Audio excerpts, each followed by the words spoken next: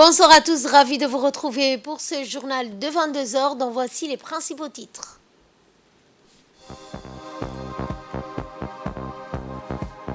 Célébration de la nuit du voyage nocturne et de l'ascension de l'Isra wal Mi'raj qui a été célébrée à Djibouti.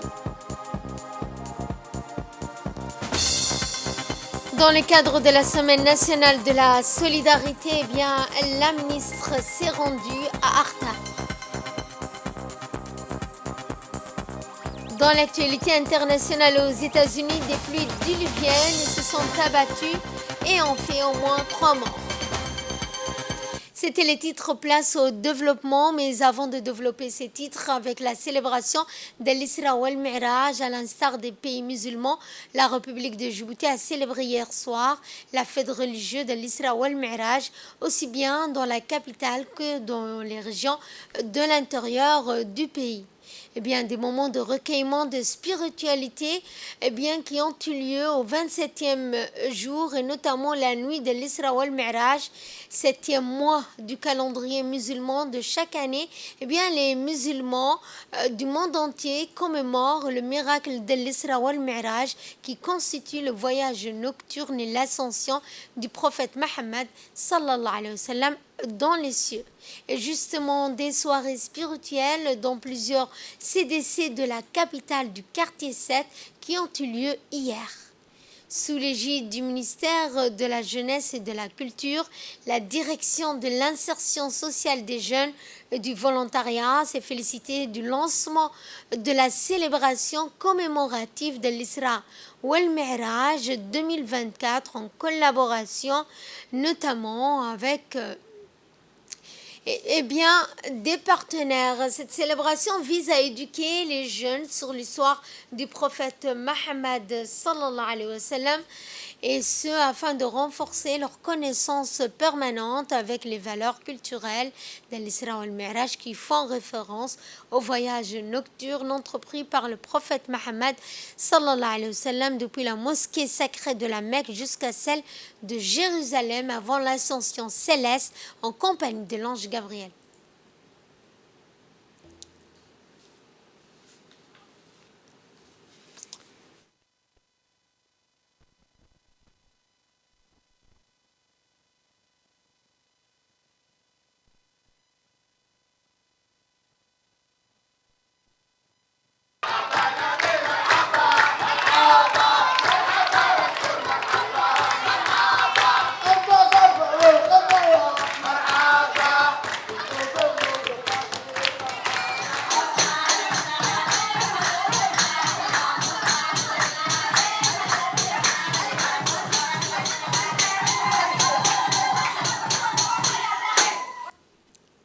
Dans l'actualité également, le Premier ministre Abdelkader Kamel Mohamed a élevé au grade d'officier dans l'ordre national du 27 juin le secrétaire général du ministère de l'Enseignement supérieur et de la Recherche, M. Aboubakar Hassan, le professeur à l'Université de Montpellier, directeur du Centre spatial universitaire de Montpellier, M. Laurent Dussault.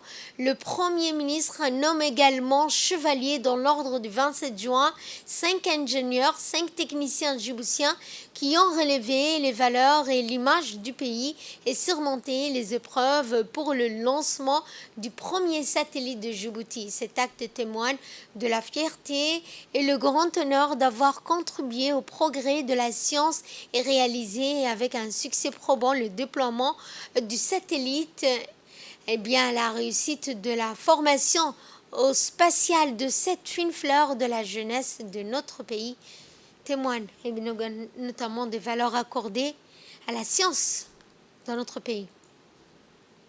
Et voici à cet effet les impressions du Premier ministre Abdelkader Kamel Mohamed. Sœur, de notre côté, nous, Djiboutiens, nous sommes très honorés que ce soit nos propres enfants qui ont fabriqué ces satellites et qui l'ont mis en orbite. Pour nous, c'est un grand honneur. Même si nous sommes un petit pays, nous avons des grands desseins. Nous avons des grandes ambitions. Et pour cela, nous cherchons effectivement à exploiter ce que la science nous offre. C'est la raison pour laquelle nous avons investi en vous, les jeunes Djiboutiens aujourd'hui, pour effectivement arriver à un résultat probant. Et c'est cela, on veut que tous les jeunes Djiboutiens, qu'ils soient universitaires ou des ingénieurs, suivent votre exemple pour qu'effectivement ils puissent réussir. C'est la seule manière de faire avancer le pays. Le pays ne peut avancer que si ses enfants ont cette volonté de travailler acharnement pour effectivement arriver à des résultats positifs. Je vous remercie. Et autre réaction que je vous propose de suivre, c'est celle des récipiendaires.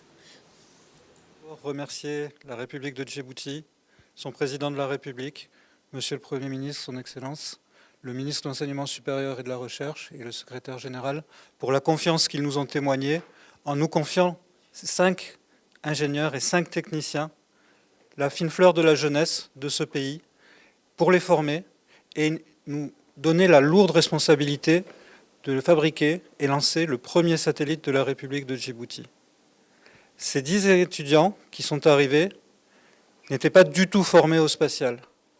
Personne ne pourra jamais savoir à quel point ça a été difficile pour eux, à quel point ils ont travaillé. À travers les valeurs de ces jeunes, c'est toute l'image du pays qui est récompensée aujourd'hui. Et je suis extrêmement fier d'avoir reçu cette décoration. Je suis extrêmement fier de les voir décorés. Ils l'ont vraiment mérité. La République de Djibouti, c'est un honneur de travailler pour elle et je suis toujours prêt à l'accompagner lorsqu'elle aura besoin de moi. Dans le reste de l'actualité, le ministre de l'Économie et des Finances, Ilyas Moussa Dawalé, a dirigé dans la journée d'hier un atelier de haut niveau en collaboration avec la Banque mondiale, mettant en avant l'importance du changement climatique pour le développement économique du pays. Cet événement, qui a réuni les principaux responsables du département concerné, a été une plateforme pour discuter des défis et des opportunités liées à la lutte contre le changement climatique tout en favorisant le développement. Cet atelier a été marqué par des discussions approfondies sur les politiques économiques. Le ministre a également souligné l'engagement ferme du gouvernement à intégrer les considérations climatiques dans ses politiques de développement, en reconnaissant ainsi le lien étroit entre protection de l'environnement et la prospérité économique. La Banque mondiale a quant à elle apporté une expertise précieuse lors de cet atelier, partageant les meilleures pratiques mondiales pour aider Djibouti à élaborer des stratégies efficaces et de résilience climatique et de développement durable. Les participants ont également examiné les possibilités de financement disponibles pour soutenir les initiatives liées au changement climatique. Et à cet effet, je vous propose de suivre le mot du ministre des Finances, Ilyas Moussa Dawalé. Et donc, on a besoin de réfléchir sur les voies et moyens pour essayer de gérer ce qui peut l'être. La générosité de Djibouti ne doit pas être également une cause avec des conséquences que personne ne peut imaginer. Il n'y a pas un pays au monde, même les plus généreux, qui ont des proportions pareilles. En Europe, en Amérique, quand ces proportions arrivent à 2-3% des migrations illégales, hein, non documentées, c'est la fin du monde. Et pendant ce temps, Djibouti continue à partager le peu que nous disposons. Donc il y va de la responsabilité de tout le monde, mais au-delà de partager les risques, c'est vraiment d'être proactif. La sécurité alimentaire en est une autre cause. Et le phénomène géopolitique régional et international renforce notre détermination et l'intérêt qu'on doit porter sur comment rendre notre assiette un peu plus souveraine, un peu plus indépendante. Un petit conflit interethnique chez nos voisins, c'est la rupture de la chaîne d'approvisionnement de Djibouti. Covid, on a vu ses conséquences. On est en train de voir également la crise du Bab el-Mandeb avec les conséquences sur la sécurité alimentaire, sur l'inflation, c'est-à-dire la stabilité macroéconomique. Donc, c'est tous ces aspects-là qui méritent d'être discutés. Je ne vais pas laisser sans dire un mot sur nos infrastructures. Ces infrastructures sont mises à mal. On remarque l'état de dégradation de nos routes intérieures, de nos infrastructures urbaines. Il n'y a pas une route à Djibouti-Ville qui n'a pas été affectée par cela. On va parler également de cette migration intérieure et extérieure, c'est-à-dire régionale, sur l'habitat. Les bidonvilles qui se multiplient à vue d'œil sont les conséquences également de ce climat. Et j'en passe. Donc, notre approche ne peut être qu'une approche holistique. L'Institut Confucius de Djibouti, en collaboration avec le MENFOP et l'ambassade de la Chine à Djibouti, a organisé lundi la cérémonie de célébration du Nouvel An chinois ou la fête du printemps 2024. Cette cérémonie a vu la participation du ministre de l'Éducation nationale de la formation professionnelle, Moustapha Mohamed Mahmoud.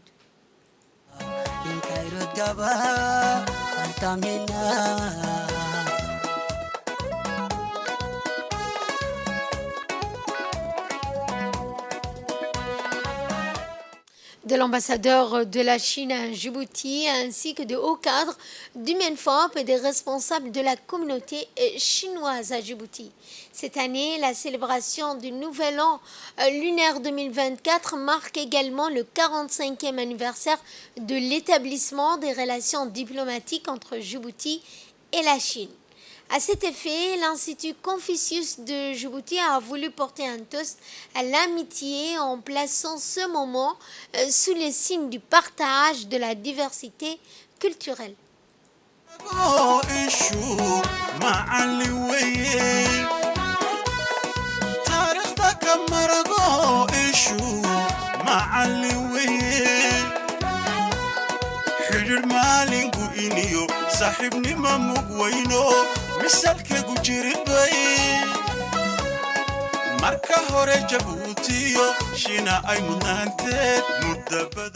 La cérémonie a débuté par les hymnes nationaux des deux pays, suivi d'une vidéo retraçant la coopération sino-djiboutienne, en particulier sur le plan éducatif et la formation professionnelle.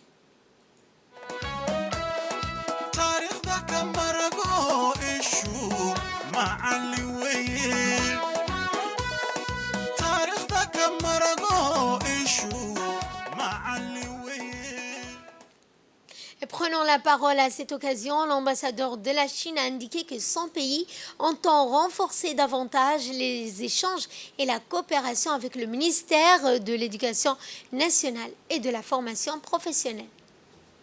Honneur et plaisir pour moi de participer à cette cérémonie.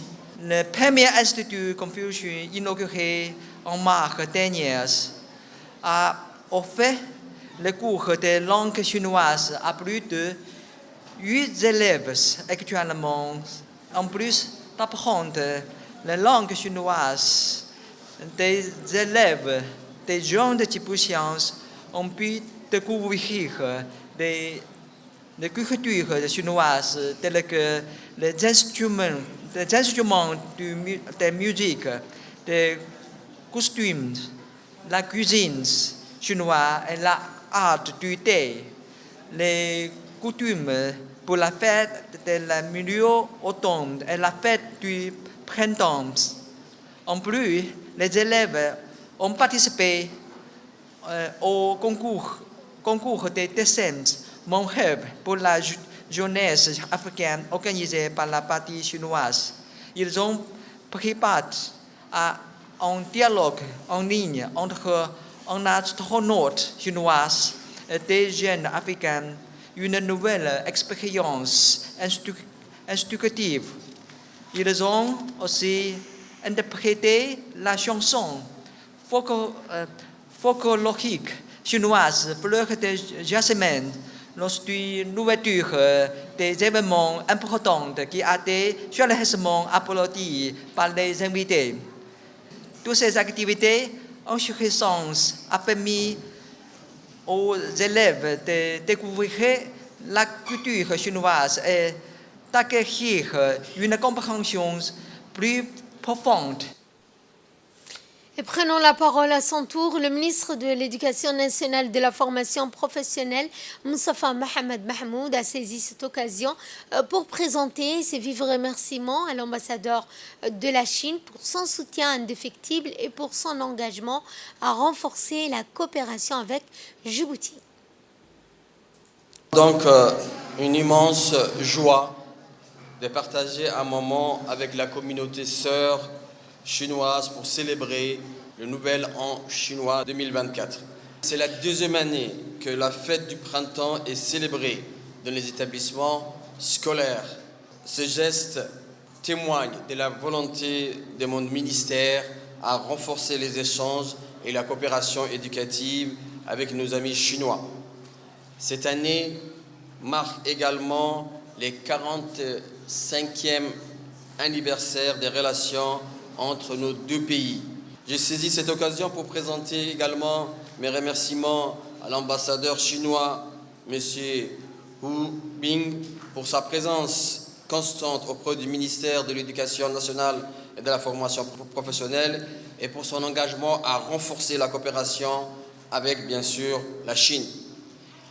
Le MONFOP du ministère de l'Éducation nationale entend poursuivre le développement de l'enseignement du chinois pour que la maîtrise du chinois pour les jeunes djiboutiens devienne un ciment dans la coopération entre la Chine et Djibouti et un levier important pour le développement économique. J'aimerais ici féliciter l'Institut Confucius de Djibouti qui travaille sans relâche à la consolidation de la coopération éducative et donc facilite les échanges culturels et amicaux entre nos deux pays, Excellence. Mes remerciements également aux proviseurs et aux enseignants chinois pour leur soutien à l'enseignement des chinois et pour la qualité de leur travail.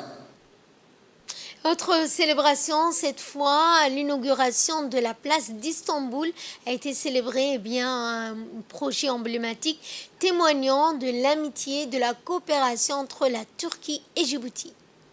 Située au cœur du centre-ville, en face de la cité ministérielle, la place d'Istanbul incarne les liens solides qui unissent nos deux nations. En présence d'éminentes personnalités politiques, diplomatiques et locales, cet événement marque un jalon dans notre partenariat dynamique. La cérémonie d'inauguration a été marquée par des discours inspirants, soulignant également l'importance de l'amitié entre Djibouti et la Turquie, ainsi que les opportunités de coopération mutuelle dans divers domaines tels que le commerce, la culture, le développement économique. Dans le reste de l'actualité, le Kempinski Palace Hotel a donc réuni une rencontre avec des représentants du secteur privé djiboutien et turc. L'événement organisé par la Chambre du commerce de Djibouti, le Conseil des relations économiques extérieures, a accueilli des officiels des deux pays. La réunion avait notamment pour objectif de présenter des opportunités d'investissement et de renforcer la coopération économique entre Djibouti et la Turquie. Le président de la Chambre de commerce, Youssouf Moussa Dawale, le président des relations économiques extérieures et directeur général du Conseil d'affaires Djibouti-Turquie, le président du port et des zones franches, Aboubakar Omer Hadi, ainsi que M.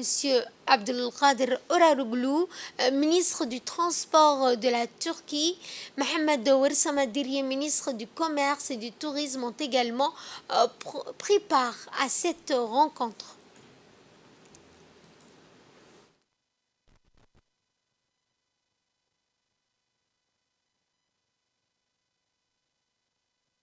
très important qu'il y ait une délégation importante des hommes d'affaires turcs qui nous rendent visite. C'est la 5e commission mixte.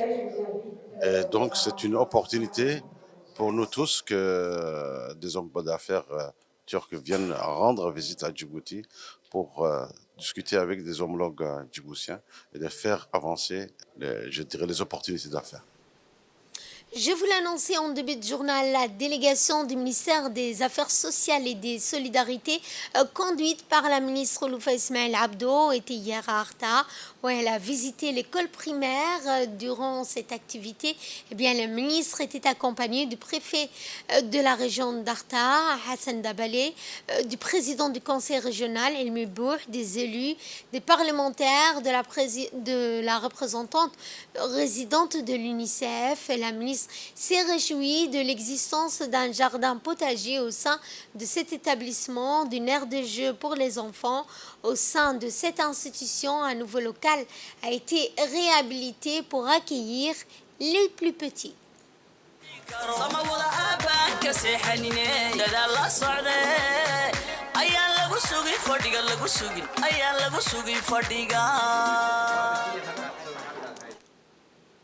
Et après la localité de Omar Jaga, la ministre des Affaires sociales et des Solidarités, Loufa Ismail Abdo, a poursuivi ses activités, cette fois-ci dans le chef-lieu de la région d'Arta, où elle a procédé au même titre que dans les autres régions, c'est-à-dire à Lissabié et Dikil, à la pose de la première pierre du futur site qui accueillera le guichet social régional et un vaste stock de proximité.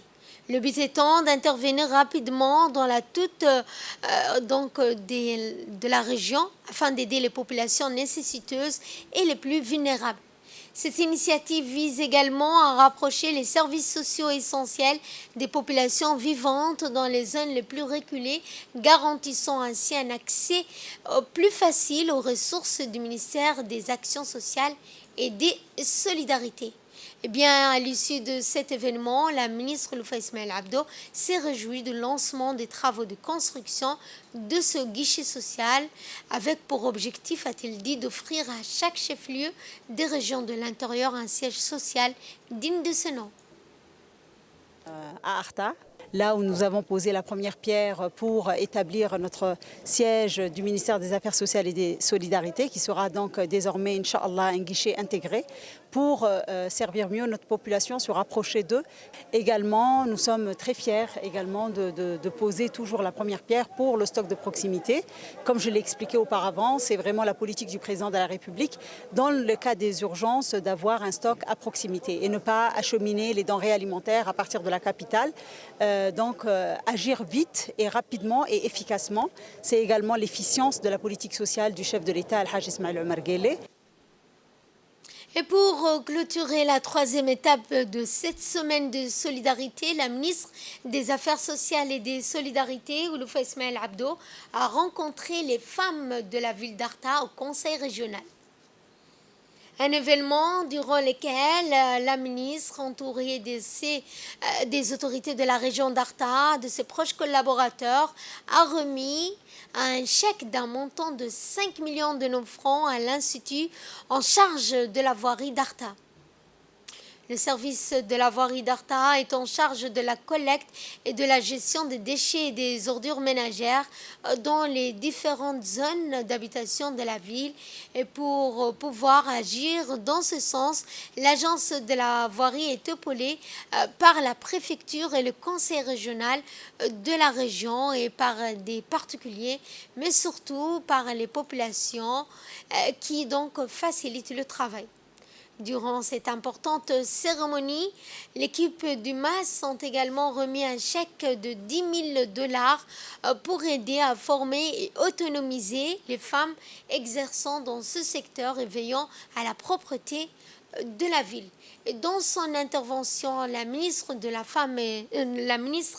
des Affaires sociales et des Solidarités, Loufa Ismail Abdo, a notamment indiqué Lors de sa rencontre avec les femmes, la ministre des Affaires sociales, Ulfa Ismaël Abdo, a rappelé que le président de la République, Ismaël Omar Guelleh, a créé dans le cadre de sa politique sociale le Fonds de solidarité nationale en l'an 2008 et a orienté d'entendre les interventions de ce fonds à l'ensemble des régions de l'intérieur.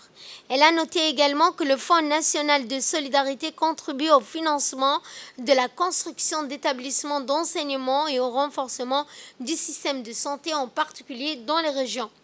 Dans ce contexte, elle a notamment indiqué que l'agence de la voirie d'Arta, similaire à la région d'Ali Sabieh, dont la tâche principale est d'améliorer l'hygiène et l'aspect général de la ville d'Arta.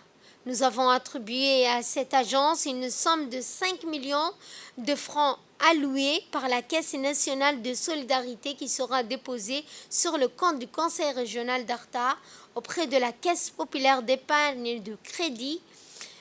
Comme l'ont noté le préfet de la région et le député, il est nécessaire que l'agence est prévue de bénéficier du soutien des femmes qui constituent l'épine dorsale des efforts de développement, a déclaré la ministre. La ministre a également souligné qu'un montant d'un million 800 000 francs a été attribué aux associations de collecte de déchets qui travaillent en coopération et coordination avec le Conseil régional d'Arta, et un accord à cet égard a été signé avec la dite association.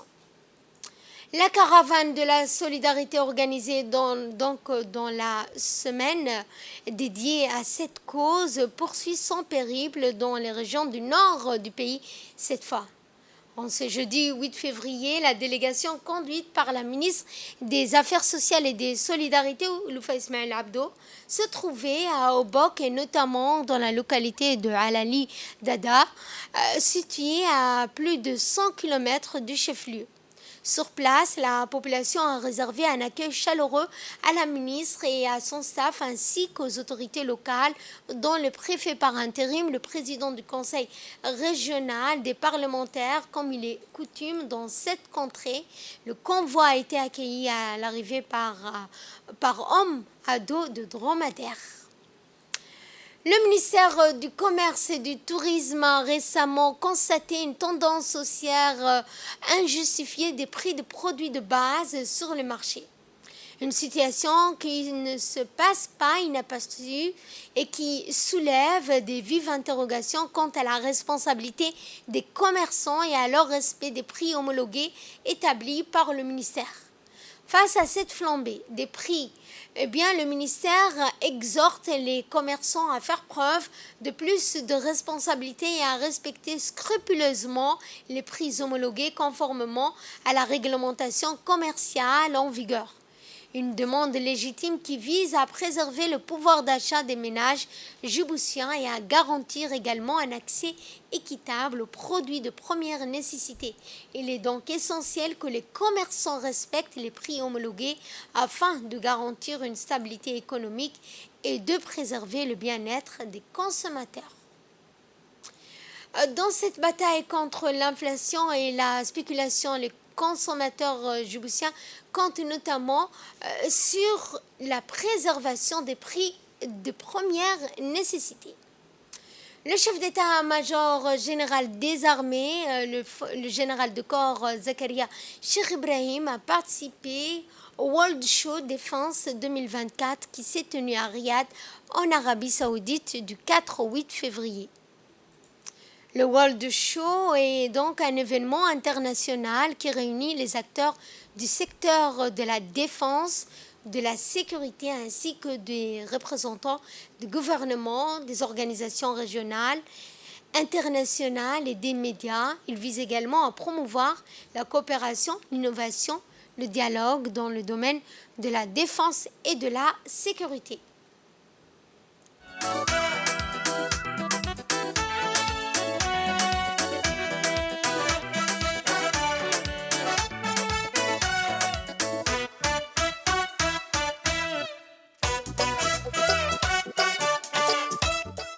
Le Le général Zakaria Cheikh Ibrahim a également assisté aux conférences, aux ateliers, aux démonstrations et aux expositions organisées dans le cadre du World Show Défense 2024. Il a également rencontré plusieurs de ses homologues, des responsables de l'industrie de la défense, afin d'échanger sur les enjeux et les opportunités de coopération militaire et de la modernisation des capacités de défense.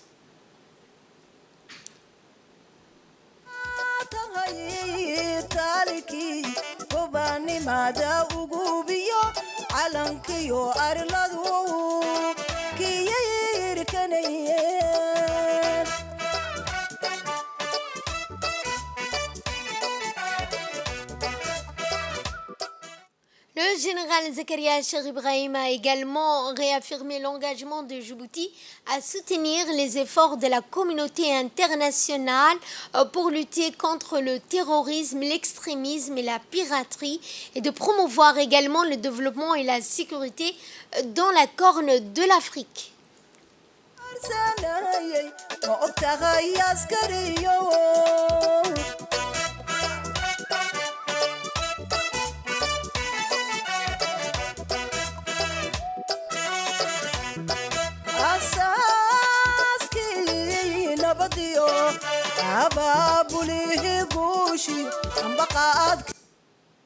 Retour à Djibouti avec le lancement de cet atelier de formation sur la cyberdiplomatie qui s'est tenu à l'Institut des études diplomatiques.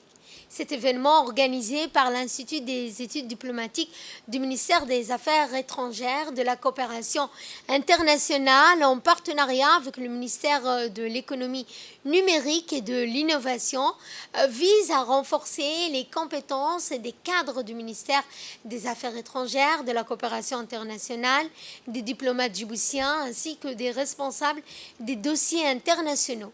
L'atelier bénéficie notamment de la participation d'experts internationaux reconnus dans le domaine de la cybersécurité et de la diplomatie numérique. Elle offre également une opportunité unique aux participants d'approfondir leurs connaissances et de partager leur expérience sur des questions complexes.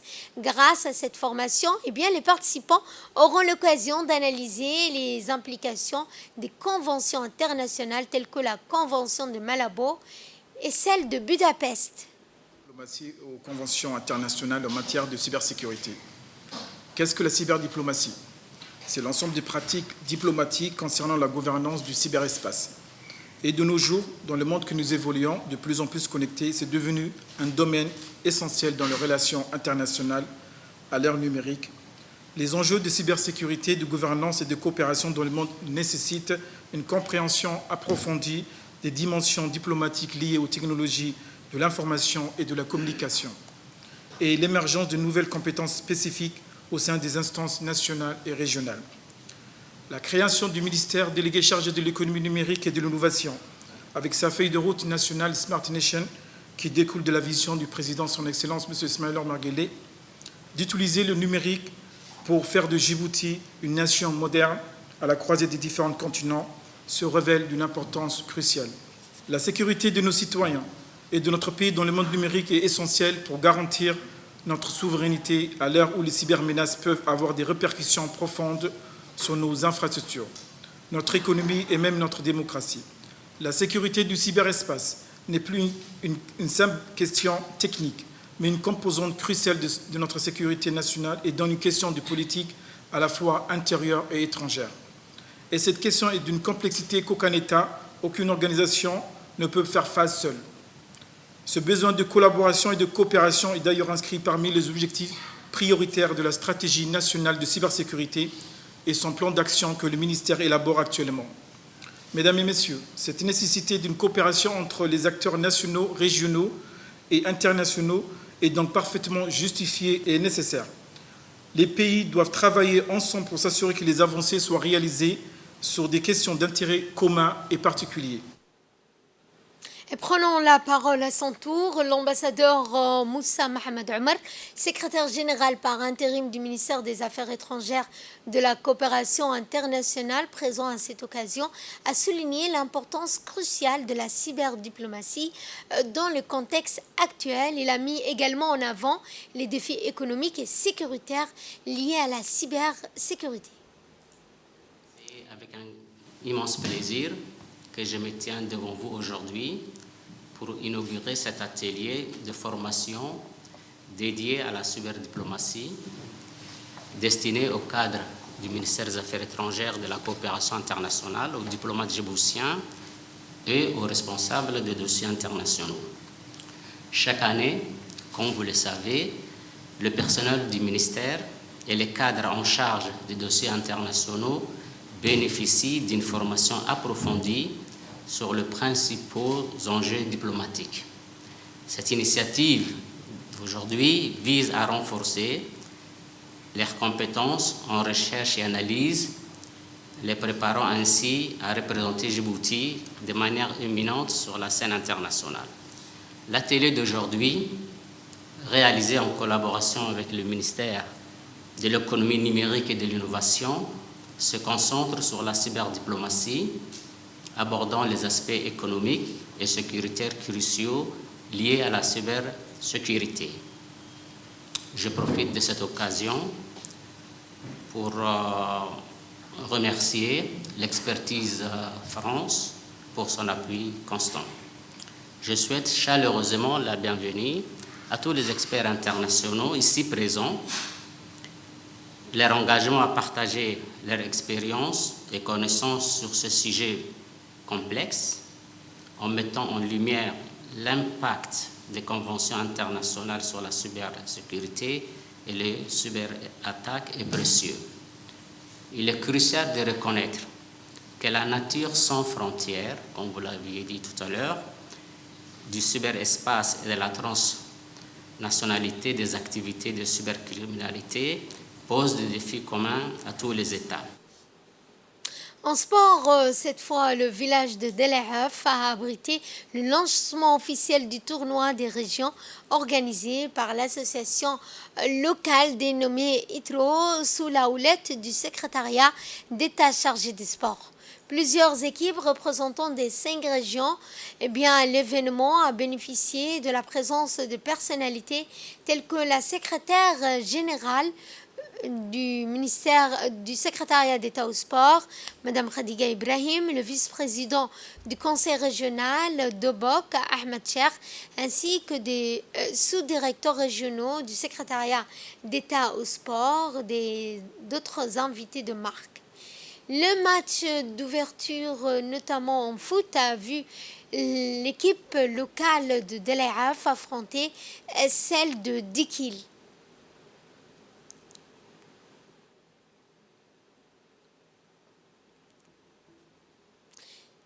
Au cours de ce match qui a opposé les deux équipes d'Ikil et l'équipe haute, se terminant sur un score de parité un partout. Pendant ce temps, au volleyball, l'équipe de Tadjoura a brillamment remporté sa confrontation contre Ali Sabier avant de subir une défaite face aux mêmes adversaires dans la discipline de la pétanque. Le tournoi promet encore de nombreux moments palpitants. C'est une localité de la région d'Obok, donc on est réunis ici aujourd'hui, les 5 régions sont regroupées, c'est dans le cadre de la première édition de la Coupe des régions. Donc c'est pour la première fois que l'association ITRO initie et c'est en partenariat avec le ministère, c'est-à-dire le secrétariat d'État chargé des sports et le conseil régional ainsi que la préfecture organise ce genre d'activités. C'est un événement grandiose aujourd'hui qui a réuni les 5 régions, à savoir les 5 régions vont compétiteur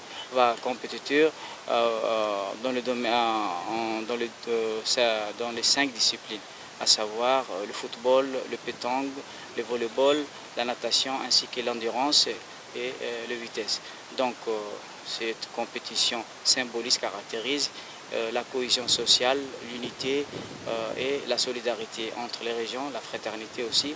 Également, donc en dehors de son caractère sportif, ce tournoi va tisser les liens amicaux, c'est-à-dire qu'il va tisser la solidarité entre les régions. Donc à travers ce tournoi, le secrétariat d'État et avec l'initiateur et l'organisatrice de cet événement veulent que ce tournoi se pérennise exactement, qui est la première édition de la Coupe des régions.